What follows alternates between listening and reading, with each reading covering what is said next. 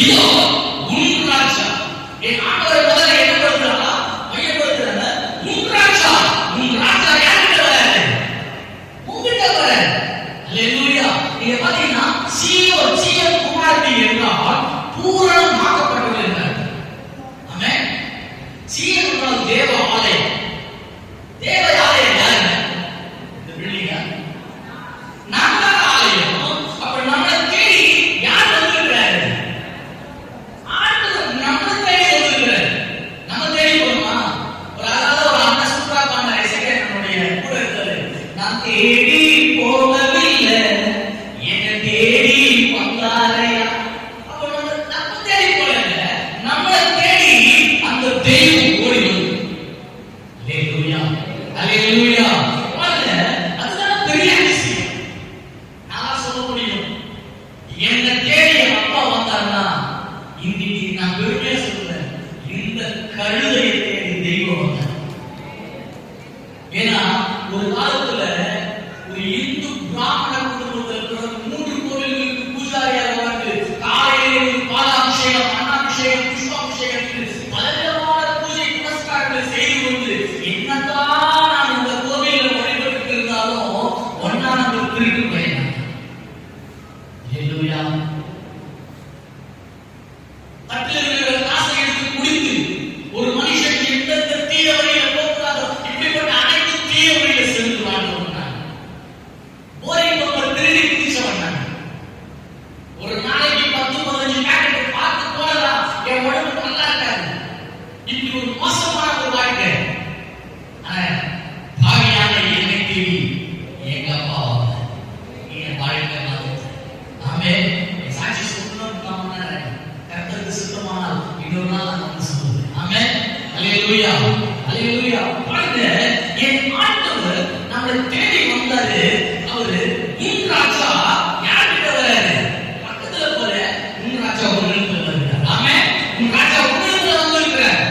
நீங்க பக்கத்துல பார்த்து சொல்லுங்க, உன் ராஜா இயேசு ராஜா உங்களுக்கு வந்திருக்கிறாரு.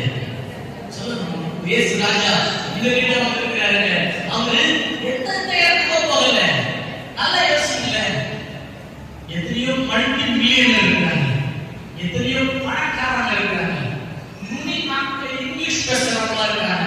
ஆனா அவங்களெல்லாம் தேடி ஆண்டவர் போடல, பிரயோஜனமான என்ன தேடி. அல்லேலூயா, அல்லேலூயா. என் ஆண்டவர் மிகவும் நல்லவர். ஆமென். அல்லேலூயா. அவர் இவன் ராஜா உங்களுக்கு என்கிட்ட வந்ததால என்ன நடந்துச்சு தெரியுங்களா? என் ராஜா என்கிட்ட வந்ததால என் வாழ்க்கை மாறிடுச்சு.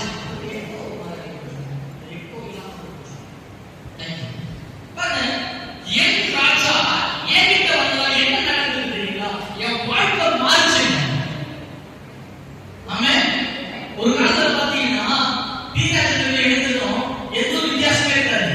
பறக்கக்கலை, பிளாஸ்டிக் செருப்பு, அப்படியே வாயில செங்கல் சூழல் சிரிச்ச மாதிரி இருக்கும். என்கிட்ட யாராவது பேசினாங்கல்ல, அப்படி தள்ளி போவாங்க. அவ்வளவு மோசமான ஒரு வாழ்க்கை. ஒரு மனிதன் இதை செய்யக்கூடாது, அதுதான் நான் செய்யணும். அவ்வளவு கேவலமான வாழ்க்கை. ஆனா இப்படிப்பட்ட ஒரு மோசமான வாழ்க்கை வாழ்ந்துருந்த இந்த உமாசங்கர் என்ற ஒரு மனுஷனை மாற்ற இயேசு என்னிடத்துல வந்தார். அல்லேலூயா, அல்லேலூயா, அல்லேலூயா.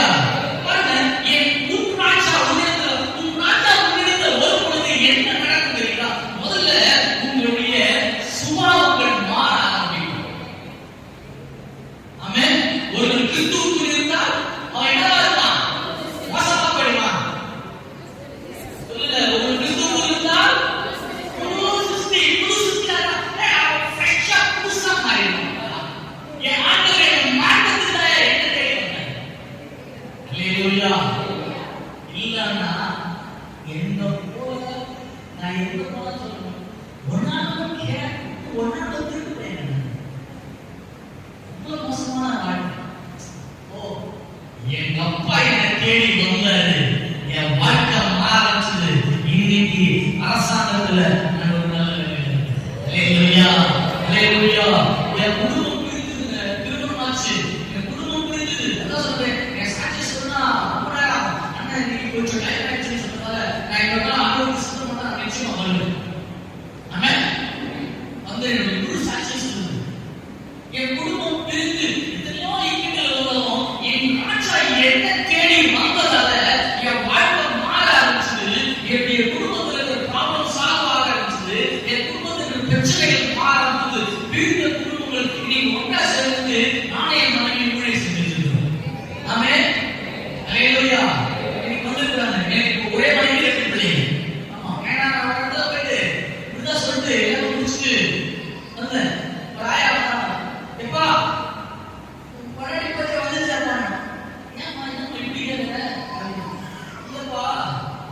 என் வீட்டுல ஒரு பொண்ணு கொடுக்கலாமா, என் பழைய மனுஷன் ஒதுக்குறாங்கம்மா அப்படின்னு.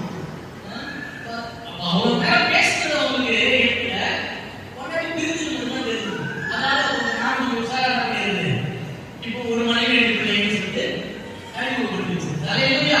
அப்ப என் மாச்சா என்னிடத்துல வந்ததால என்னுடைய எல்லா சுபாவங்களும் மாறணும். நான் சொல்றதா, உன் மாச்சா உன்னிடத்துல வரும் பொழுது உன்னுடைய எல்லா காரியங்களும் மாற ஆரம்பிக்கும்.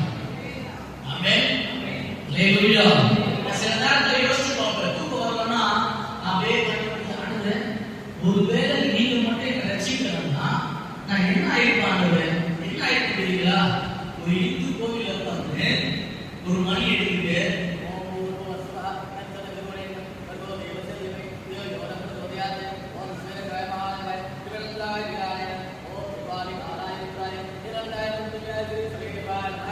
இப்படி சொல்லி ஏமாத்திட்டாங்க. ஆனா என் வாழ்க்கையில என் ஆண்டவர் வந்தாரு, என்னுடைய வாழ்க்கை மாற இருக்குது. நான் யோசிப்பேன், இன்னைக்கு ஜீவனுள்ள தேவனை நான் அறிந்து. ஆமென். ஒருவேளை நான் தன்னோட பண்ணலாம். அல்லேலூயா. உங்க நிச்சயம் இருக்குது. அல்லேலூயா. இரண்டாவது, நீங்க அதே பாத்தீங்கன்னா சகரியா 9:9 பேசுறது கேள்வி வச்சுக்கோங்க. சகரியா 9:9 அடுத்தது மூன்றாவது, அவர் நீதி உள்ளவர். அதை கேட்டுக்கோங்க. என் ஆண்டவருக்கு ஒரு பேர் சங்கீதம் 45வது அதிகாரம் 7வது வசனத்தில் சொல்லுது, அவர் நீதியை விரும்புகிறவர். ஆமென். அவர் யாரா? அவர் நீதியை விரும்புகிறவர். நீங்க ஏசாயா 11வது அதிகாரம் 5வது வசனத்தில் பாருங்க, நீதி அவருக்கு அழைக்கப்பட்டது. ஆமென். நீங்க எரேமியா 23வது அதிகாரம் 6வது வசனத்தில் பாத்தீங்கன்னா அவருக்கு இன்னொரு பேர் இருக்குன்னா அவர் நீதியாய் இருக்கிறவர். அல்லேலூயா. அவர் இன்னொரு பேர் என்னவா? அவர் நீதியாய் இருக்கிறவர். அல்லேலூயா.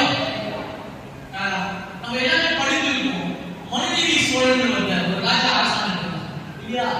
நம்மள ஹிஸ்டரி படிச்சுட்டு வந்துருக்கோம் இல்லையா? மனுநீதி சோழன் ஒரு ராஜா அரசாங்கம் இருந்தான். அவனுடைய அந்த ராஜ்யத்துல ஒரு ஆராய்ச்சி மணியை கட்டி வைத்திருந்தான். எதுக்கு தெரியுங்களா? இந்த நாட்டுல யாருக்கு எந்த பிரச்சனை வந்தாலும் இந்த மணியை அடித்த உடனே அந்த ராஜா அவனுடைய உப்பரியின் மேல இருந்து கரெக்டா பார்க்க முடியாது வைத்திருந்தான். அதை பார்த்துட்டு அந்த ஆராய்ச்சி மணியோட சத்தத்தை கேட்டு அவனா கரெக்டா வந்து இருக்கிற பிரச்சனையை சால்வ் பண்ணுவான். இப்படி ஒரு நாள் ஒரு பசு தன்னுடைய கன்றுக்குட்டியோடு அந்த ரோட கிராஸ் ஆகிட்டு பொழுது அந்த மன்னனுடைய மகன் தேர் எடுத்து வரும் பொழுது அந்த கன்றுக்குட்டிய இடிச்சுதான் இறந்துச்சு. இந்த பசு வேதனை தாங்க முடியாம அந்த ஆராய்ச்சி மணியை அடித்த பொழுது ராஜா வந்து கேட்கிறா, என்னாச்சு இந்த பசு எப்படி பண்ணுறது பொழுது அங்க இருக்கிறவங்க சொல்றாங்க, இந்த மாதிரி இந்த கன்றுக்குட்டி இந்த தேர் கால அந்த சக்கரத்தை மாட்டி செத்து போச்சு. இது யார் செஞ்சது பொழுது, ஐயா உன்னுடைய மகன் தான் செஞ்சான். அப்படியா? அப்படின்னு நம்ம என்ன பண்ணணும்? ஐயா பரவாயில்லையா, இந்த பசு இல்ல, நீதிக்காக ஒண்ணுதான், நியாயத்திற்காக ஒண்ணுதான்.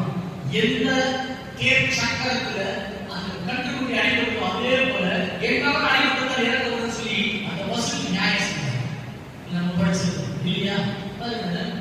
ஒரு தேசத்தை ஆண்ட ராஜாவே ஒரு சாதாரண ஒரு பசுக்கு நீதி செய்யும் பொழுது, வானத்தையும் பூமியையும் சர்வ சிருஷ்டியும் படைத்த எங்கள் அப்பா, அவருடைய சாயலாய் படைத்திருக்கிற அவருடைய நாசி சுவாசத்திலிருந்து கூறி நம்மளை படைத்த அவருடைய சாயலாய் படைத்திருக்கிற நமக்கு நீதி நியாயம் செய்யாமல் இருந்தார். அல்லேலூயா. சொல்றதா, இதுதான் வரையும் உங்களுடைய வாழ்க்கையில எனக்கு யார் நீதி செய்வியே, எனக்கு யார் நியாயம் செய்வியே, என்னுடைய விஷயத்துக்காக யார் நியாயம் செய்வாங்க எதிர்பார்த்துருக்கீங்களா? இன்றைக்கு நான் தேவனுடைய மனுஷனாய் அவருடைய அதிகாரம் பெற்றவனா சொல்றேன், உங்களுடைய வாழ்க்கையில் நீதி நியாயம் செய்வதற்கு என் ஆண்டவராகிய இயேசு கிறிஸ்து அவரே வருவார். அல்லேலூயா. அல்லேலூயா. நீங்க பாத்தீங்கன்னா லூக்கா எழுதின சுவிசேஷம் 18ஆம் அதிகாரம் 1 முதல் 7வது வசனத்துல பாத்தீங்கன்னா அந்த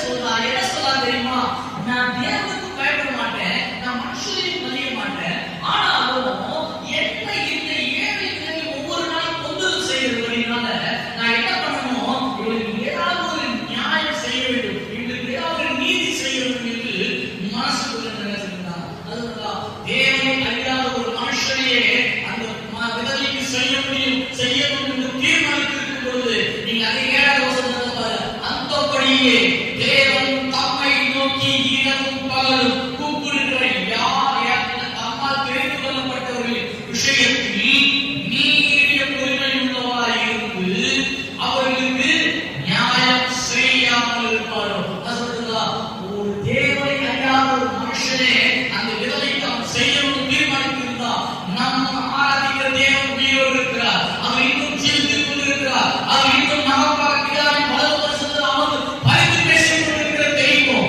அவரை நம்ம புத்திர ஸ்ரீகாரத்தை நாடிய பொழுது நம்மளை அப்பான்னு கூப்பிடுகிற அந்த உரிமையை கொடுத்திருக்கிறாரு.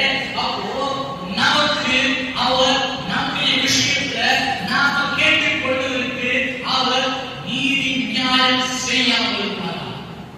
அல்லேலூயா, அல்லேலூயா. அவர் நீதியின் ராஜா. அடுத்த காரியம் அவர் இன்னொரு ராஜாவா சொல்றாங்க, அவர் ரட்சிக்கின்ற ராஜா. ஆமென். நம்ம ரட்சிப்புல நடத்துகிற ராஜா. அல்லேலூயா. நீங்க சங்கீதம் 27வது அதிகாரம் முதல் வசனத்துல பாத்தீங்கன்னா என் வெளிச்சம் ரட்சிப்பு மாணவர்கள் சொல்லி சங்கீதக்காரன் தாவீது சொல்றான். யாரா? என் வாழ்க்கையில வெளிச்சமா இருந்து என்னை ரட்சிக்கிறவர். நீங்க ஏசாயா 12வது அதிகாரம் 2வது வசனத்துல வாசித்தா அவர் என் ரட்சிப்பு, நான் பயப்பட மாட்டேன். ஆமென். அல்லேலூயா. கொஞ்ச நாளுக்கு முன்னாடி கொரோனா வந்தது இல்லையா? கட்சியை வச்சு நம்ம படிச்சுட்டோம். ஆமென். இல்லையா? கட்சியை வச்சு நம்மள சூப்பரா ஆயிடும்.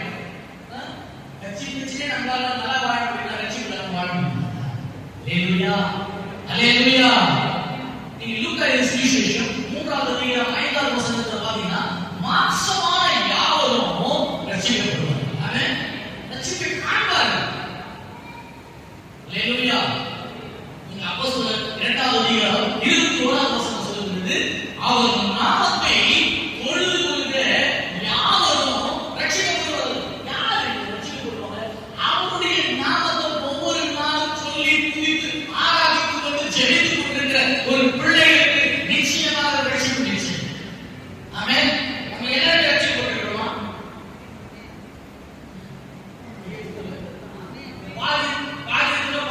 பாதி ரட்சிப்பா. அல்லேலூயா. சில பேர் நான் பார்த்தேன், அதாவது என் பெரிய பசங்க சொல்லுவாரு, ஒரு நாள் ஒரு பிள்ளை ஒரு பையனுக்கு ஞானஸ்நானம் கொடுக்கணும். எனக்கு உண்மையிலே நான் உள்ள வரும்பொழுது ஐயா ஞானஸ்நானம் கொடுக்கும்போது எனக்கு அந்த ஒரு வார்த்தை ஞாபகம் வந்துச்சு. ஒரு பையனுக்கு ஞானஸ்நானம் கொடுக்கணும். ஞானஸ்நானம் கொடுக்கும் பொழுது அவன் பிள்ளை எனக்கு ஒரு கையில மட்டும் தூக்கி இருந்தான். அந்த பாசம் டேய் அப்பா, நீ இறங்கினா தண்ணி எல்லாம் பண்ணணும், முழுசா பண்ணணும். ஏன்னா ஒரு கையில மட்டும் தூக்கிட்டு இருக்க ஐயா, ரொம்ப நாளா ஒரு அடிக்கணும் பார்த்துக்கிறாங்க. ஆக்சுவலி இந்த கை தனியாக ஞானஸ்நானம் கொடுக்கணும். இது ரட்சிப்பால நம்மளா ரட்சிக்கப்படுறோம். அதனால நம்ம இந்த கூப்பிடுறது இதெல்லாம் பாடி வச்சு இந்த கால் வச்சு இதெல்லாம் முழுசா ரட்சிக்கப்படுறோம். ஆமென். நம்மள முழுசா ரட்சிக்கப்படுறோமா? ஆமென். அல்லேலூயா. எப்படி ரட்சிக்கப்படுறோம்? எப்படி நீங்க ரட்சிக்கப்படுறீங்க?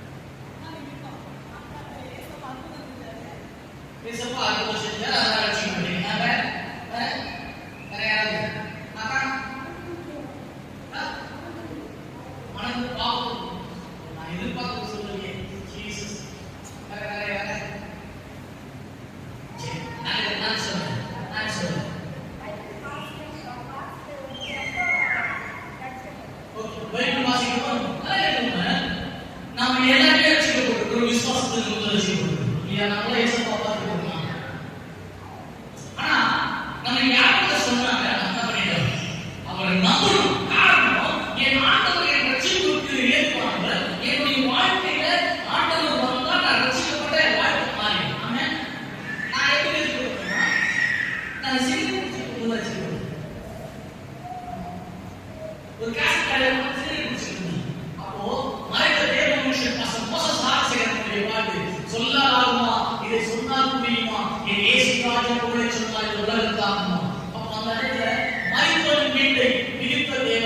நீத்த உயிரை உயிர்த்து தந்தான். கதறிடம் கூடுவரின் கண்களை திறந்து ஆடையை தொட்டு உயிர்கள் எழுப்பினரை அப்படி பாடும்போது எனக்கு யோசிக்க ஆரம்பிச்சேன்.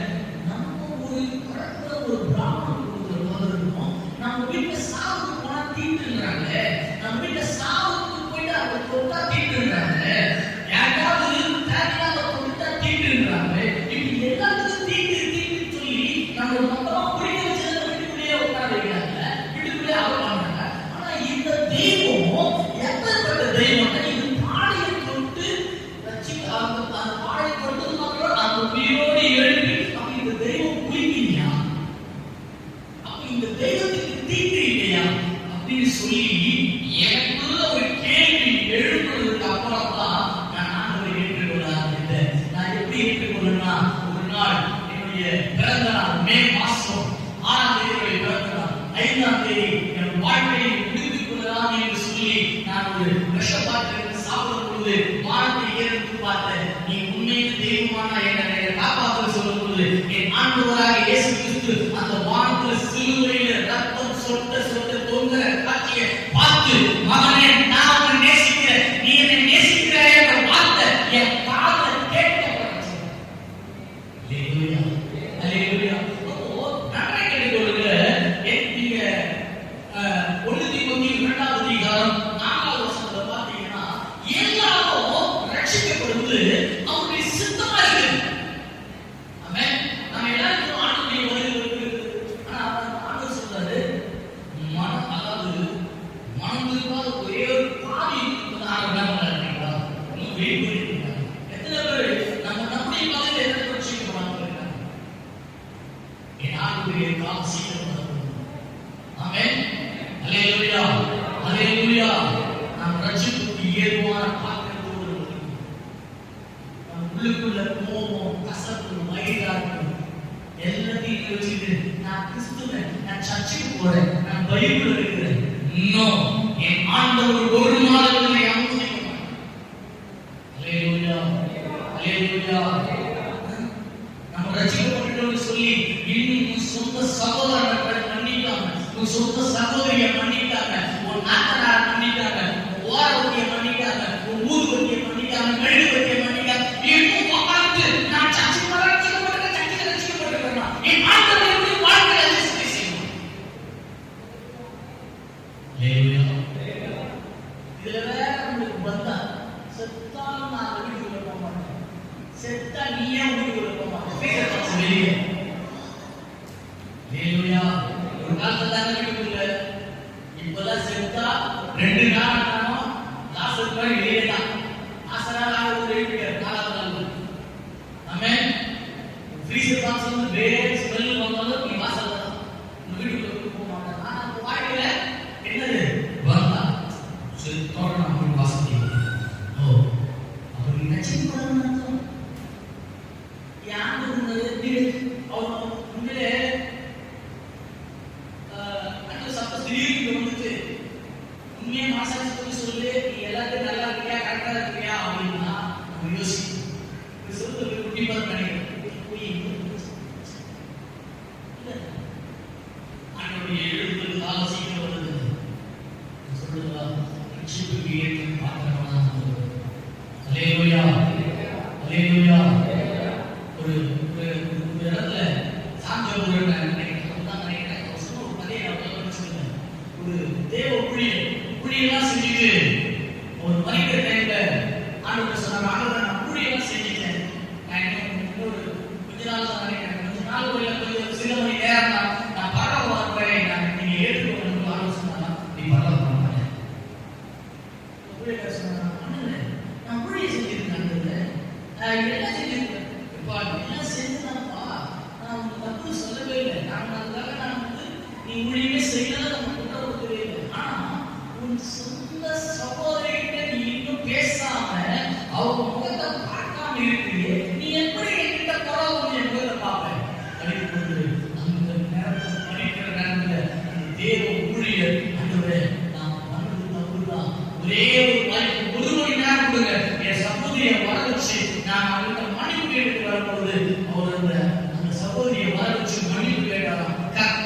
அவர்களுக்கு ஜீவன் கொடுத்து 10 வருஷம் கொடுத்து முந்தின ஊழியத்தை பார்க்கிறோம். பிந்தின அந்த 10 வருஷம் ஊழியம் மகிமையாய் செய்து கொண்டு சென்றார்.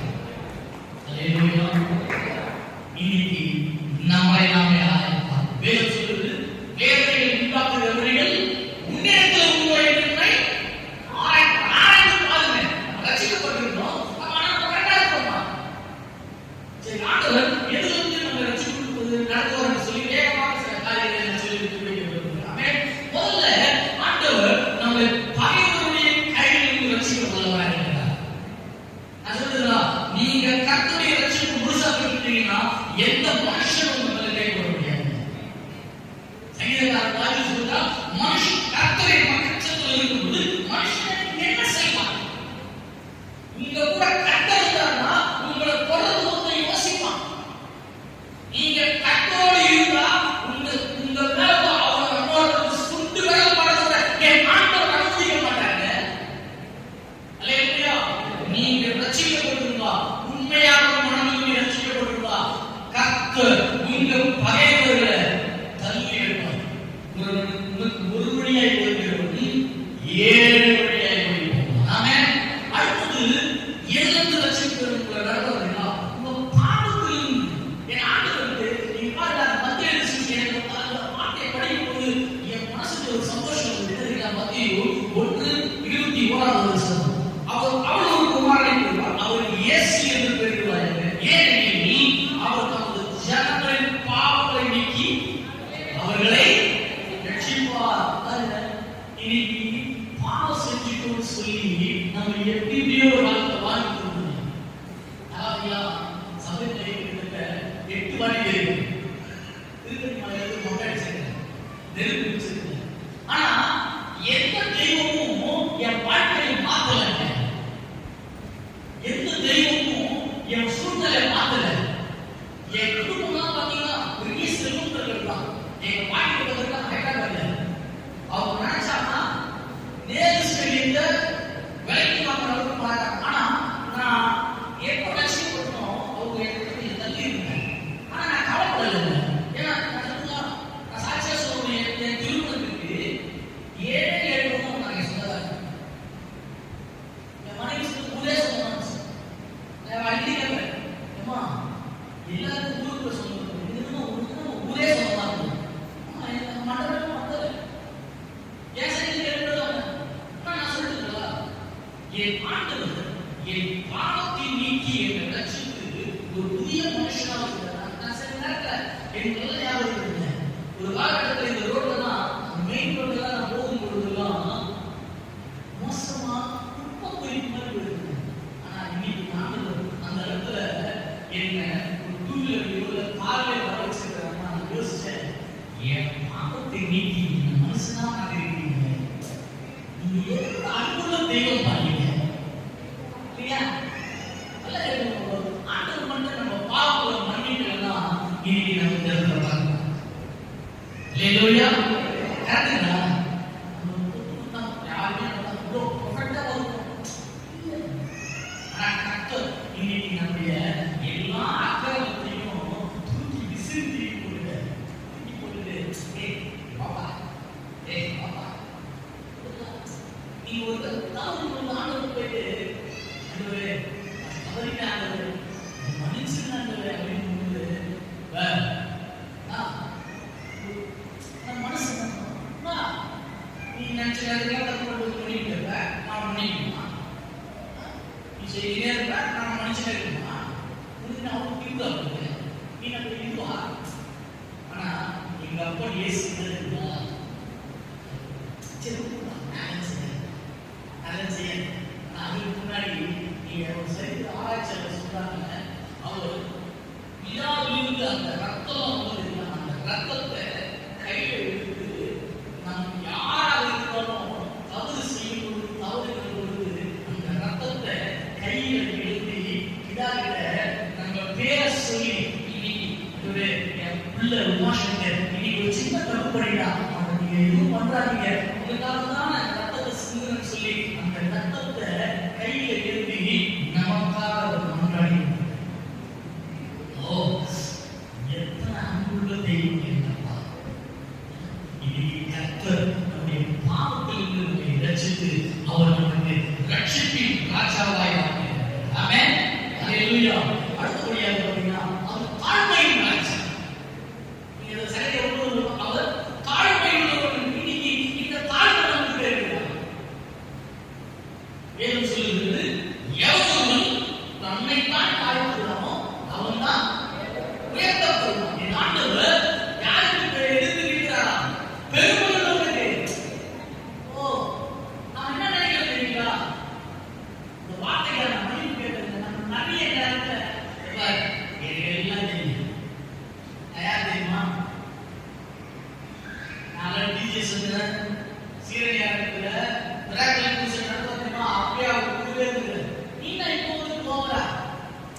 இல்ல, ஒவ்வொரு நாளும் ஆமென். தாழ்மையில நம்ம எப்பயுமே என்ன பண்ணணும்? கட்டுக்குள்ள வேண்டும். தாழ்மையில எவ்வளோ நல்ல கேட்கணும். நீங்க மத்திய சுவிசேஷம் 16:29 நான் ஒரு காரியத்தை சொல்லி நான் வேகமாக கடந்து முடியும். ஆமென். மத்திய 11:21 நான் சாந்தமும் மனத்தாழ்மையாக அப்பாங்க. நம்மளுக்கு எல்லாமே ஒரு ரோல் மாடல் இல்லையா? ரட்சிக்கப்படுவதற்கு முன்பாக நம்ம எல்லாமே ரோல் மாடலா வச்சிருக்கோம் இல்லையா? நீங்க எல்லாம் கேள்விப்பட்டிருக்க அக்காலாம் கேட்டீங்கன்னா எனக்கு கேள்வி தெரியும். நான் எங்க போனாலும் ஒற்றை இல்லாம சொல்லிடுவேன். நான் ஒரு காலத்துல ரஜினிகாந்த் தான் ரோல் மாடல் வச்சு சொல்லிடுவேன். ஆமா, ஏன்னா என் அப்பா சார் பண்ணுறாரு. ஏன்னா என் அப்பா எனக்கு குடும்பமா தான் இருப்பாரா, அவருடைய பேக்ஷன் தான் நான் போட்டுருந்தேன்.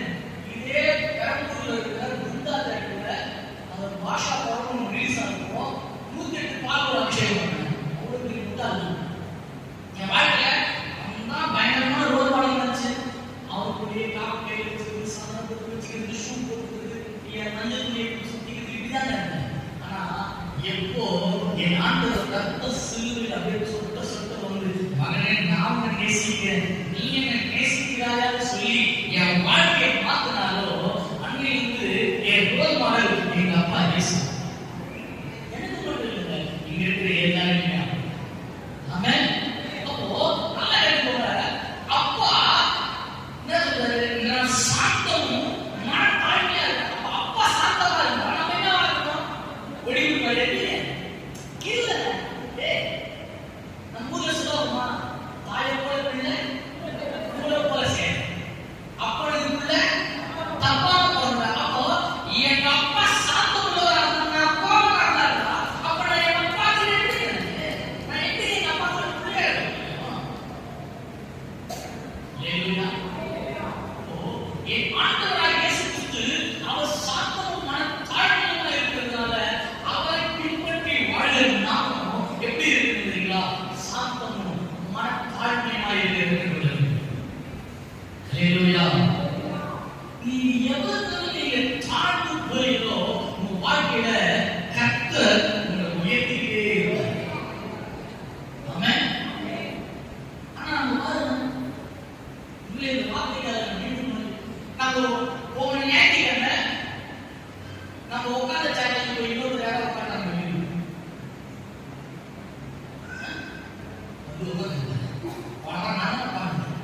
இன்னைக்கு ஒரு முதல்ல எழுதி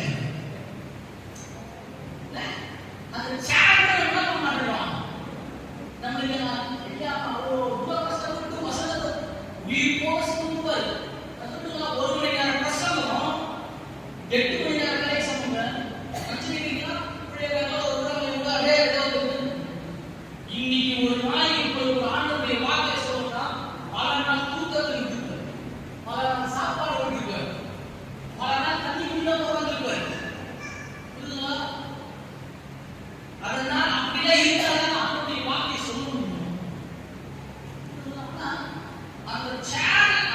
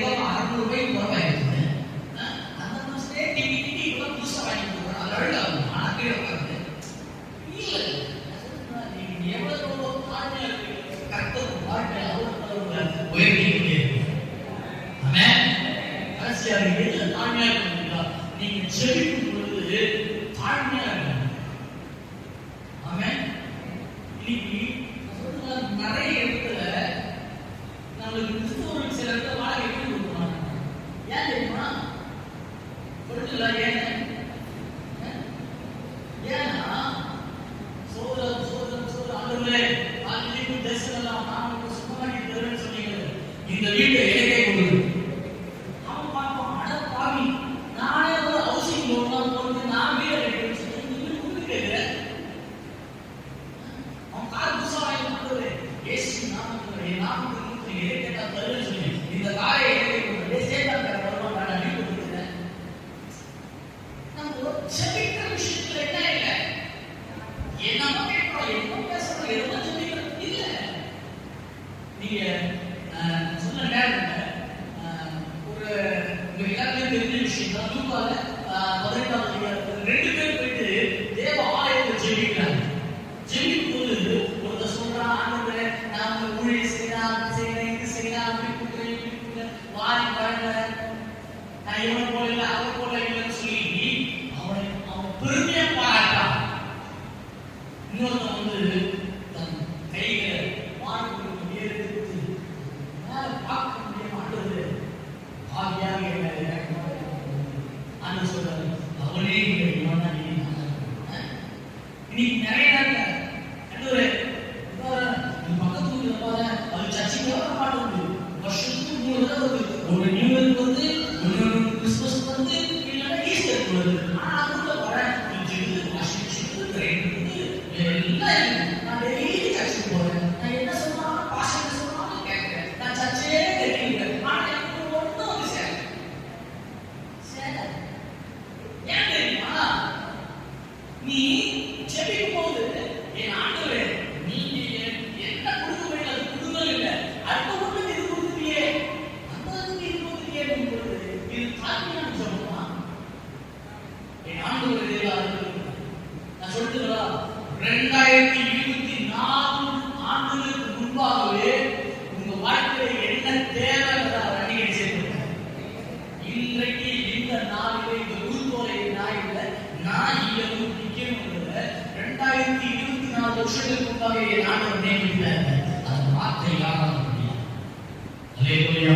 நான் சொல்றதுங்களா, தாழ்மையை முடிச்சு ஆண்டவரே, ஆண்டவரே உங்களுக்கு சித்தமா இருந்தா என் ஜபத்துல ஒரு ஜபம் எடுத்தீங்களா? ஆண்டவரே நான் கேட்டுக்கிறேன் எல்லாமே எனக்கு கொடுக்குறாரு. அதே சமயம் நான் கேட்கிறேன் எனக்கு கொடுக்காம இருக்கிறாரு. என் ஜபத்துல ஒரு ஜபமா இருக்கும். நான் கேட்கிறேன் எனக்கு கொடுத்தாரு. அதே சமயம் நான் கேட்கவே இல்லைன்றதுக்காக எனக்கு கொடுக்காமலே இருக்கிறாரு. எனக்கு என்ன தேவையோ அதை நீங்க உங்க சித்தத்தின் கிடையாது. ஆமென். என் ஆண்டவர் 2024 வருஷத்துக்கு முன்பாக ஏன் தெரியுங்களா? யாருமே மதிக்காத, யாராலுமே கட்டப்படாத, கட்டப்பட்ட அந்த கழுதை குட்டியாக மறியமலை ஏறி வந்தாங்க. ஏன் தெரியுங்களா? நம்முடைய வாழ்க்கையை வந்து நம்முடைய வாழ்க்கையை நீதி செய்கிறதுக்கும், நம்முடைய வாழ்க்கையில அவர் பாவத்திலிருக்கும், நோயிலிருக்கும், சகல விதமான காரியத்திலிருந்தும் நம்மை ரட்சித்து நம்மை தாழ்மையுள்ளவராய் அவரை போல மாற்றி அவருடைய வருகையில அவருக்கு நம்ம பார்த்து நம்ம சொல்லுவாரு, வா என் உண்மை உத்தமமான அப்படின்னு சொல்லி அவர் வாரி அழைக்கிற அளவுக்கு வாழ்ந்துருக்காங்க.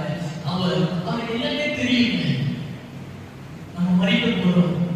அந்த கடைசி ஒரு வாரம், அந்த ஒரு வாரத்துல என்னென்ன நடக்குது வேறு சொல்லுது. நீங்க மத்தியில யூதருக்கு ராஜா எங்கே? ஆனா கடைசியில சிலுவையில எழுதி வச்சாங்க, கிட்டத்தட்ட 4 மொழிகள் எழுதிச்சாங்க, இவர் யூதருக்கு ராஜா. அந்த ராஜா எதற்கு தெரியுமா?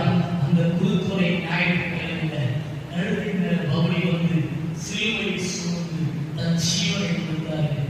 நம்மெல்லாம் நல்லா வாழ்ந்தோம். ஆமென். கண்களை முடிச்சோம். Thank you, Jesus. நன்றி நன்றி உமக்கு நன்றி சொல்லுவோம். அதாவது நாங்கள் எத்தனையோ ஞாயிற்றுக்கிழமை பாடக்கூடிய நடந்து போகிறோம், கேட்கிறோம்.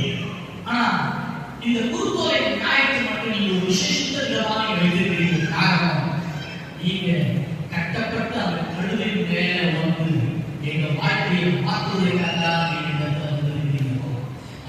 பிரயோஜனமான நீங்க என்ன சொன்னீங்களோ அதே என்னுடைய அக்கா தங்கச்சி இன்னைக்கு அண்ணன் தம்பிகளுக்கு நான் சொல்லிட்டேன். நீங்க இந்த வார்த்தைப்படி ஒரு இருதயத்தை கிரியை செய்யுங்க. அந்த ஒரு வார்த்தை ஒரு வாழ்க்கையில்